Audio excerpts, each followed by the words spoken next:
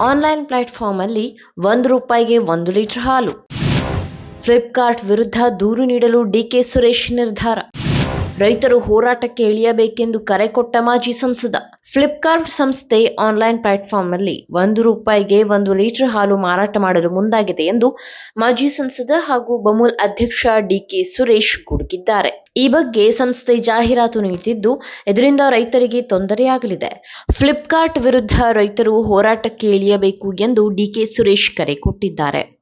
₹1ಗೆ 1 litre ಹಾಲು ಕೊಡಲು ಮುಂದಾಗ್ತಿರೋ ಸಂಸ್ಥೆ ವಿರುದ್ಧ ನಾನು ಸಹ ದೂರು ಕೊಡ್ತಿದ್ದೇನೆ.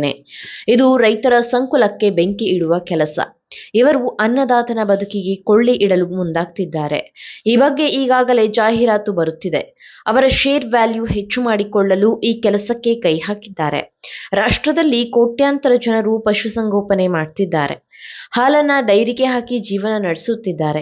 ಈ ಸಂದರ್ಭದಲ್ಲಿ ಫ್ಲಿಪ್ಕಾರ್ಟ್ನಂತಹ ಒಂದು ಸಂಸ್ಥೆ ₹1ಗೆ 1 ಲೀಟರ್ ಹಾಲು ಕೊಡಲು ಮುಂದಾಗಿದ್ದು, ರೈತರ ಸಮುದಾಯವನ್ನ ಧ್ವಂಸ ಮಾಡುವ ಕೃತ್ಯಕ್ಕೆ ಕೈ ಹಾಕಿದೆ. ಕೇಂದ್ರ ಮತ್ತು ರಾಜ್ಯ ಸರ್ಕಾರ ಇದರ ಬಗ್ಗೆ ಗಮನ ಹರಿಸಬೇಕು.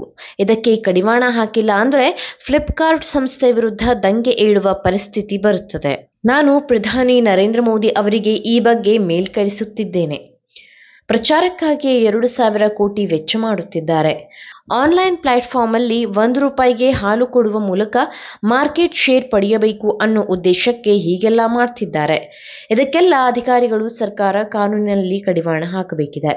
ಈ ಬಗ್ಗೆ ನಾನು ಕಾಂಪಿಟೇಷನ್ ಆಫ್ ಕಮಿಷನ್ ಇಂಡಿಯಾಗೆ ದೂರು ಕೊಡುತ್ತಿದ್ದೇನೆ. ರೈತರ ಹಿತ ಹಾಳು ಮಾಡುವ ಕೆಲಸ ಎಂಎನ್ಸಿಗಳು ಮಾಡುತ್ತಿದೆ. ಎಷ್ಟು ದಿನ ಕೊಡ್ತಾರೆ ಅನ್ನೋದನ್ನ ಜಾಹೀರಾತಿನಲ್ಲಿ ಹೇಳಬೇಕು. ಇಲ್ಲಸಲ್ಲದ ರೀತಿಯಲ್ಲಿ ಹಣ ಕೊಟ್ಟು ಪ್ರಚಾರ ಮಾಡ್ತಿದ್ದಾರೆ. 14.5 ಲಕ್ಷ ಲೀಟರ್ ಹಾಲು ಮಾರಾಟ ಮಾಡ್ತಿದ್ದಾರೆ. ₹1ಗೆ ಕೊಡಲು ಹೇಗೆ ಸಾಧ್ಯ?